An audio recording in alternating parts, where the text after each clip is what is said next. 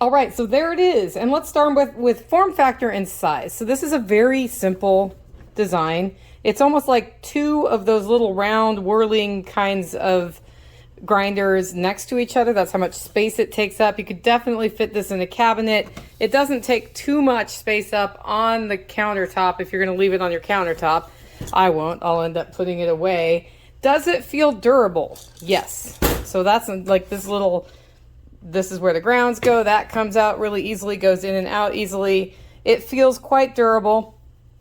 And so from my perspective, the simple design is a good design to have. There's only a couple of variables to deal with here. One, you dial how many or how finely you want your beans ground, with this side being more fine. So we're over here in espresso land, and we'll do an espresso grind, or all the way up to French press over here. And it's just a simple dial of the thing. I'm going to put that on espresso.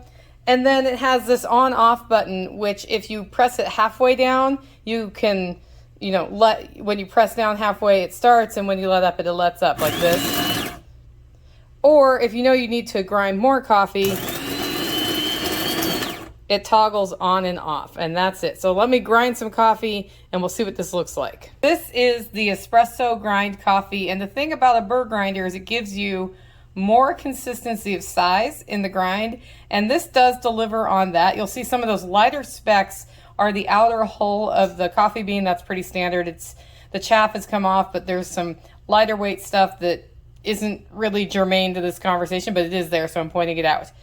So then we move on to cleaning and disassembly.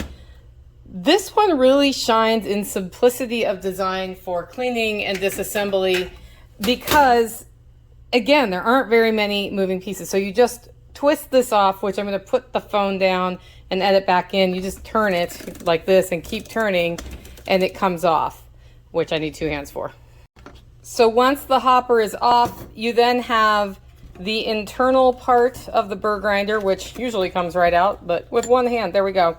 So this can be brushed with the provided brush just to clean it out. Very, very simple. You can brush around in here. I find for this part, you'll see there's a little bit of debris in there. You just turn it upside down and shake. Some of us do this over the sink. Or if you let your grinder go longer, there wouldn't be as much of that stuff in there. I usually give it a blow. Which brings us to the next step, which is reassembly. And this is where it's not super clear in the manual, but there is a trick you need to know. If you look at this grinder, or this you know, the burr here, there's that tab, and there are several of them. Those need to line up with these little holes here so that it pushes all the way down. If you don't do that, you'll end up with coarse ground coffee and no ability to set it. So you want to make sure you angle it so it goes in there and sits all the way. And then this just, you know, snaps back on pretty easily. Not as easily as with one hand, but it goes on, and just, you can dial your coffee again. So if you ever put it on and find yourself getting only a coarse grind, make sure that outer conical burr has lined up properly and is seated properly. And that's literally all you need to know. Overall, this grinder is a good choice for the money at only 46 bucks. You can grab yours at my affiliate link below, or use the coupon code VVPROMO for an additional 5% off. That's on top of whatever sale price they have.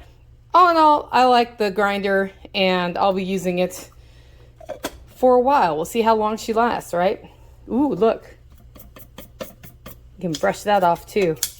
I will say this, it's so easy to clean that I would clean it every day to avoid any weird buildup of flavors. Toodaloo!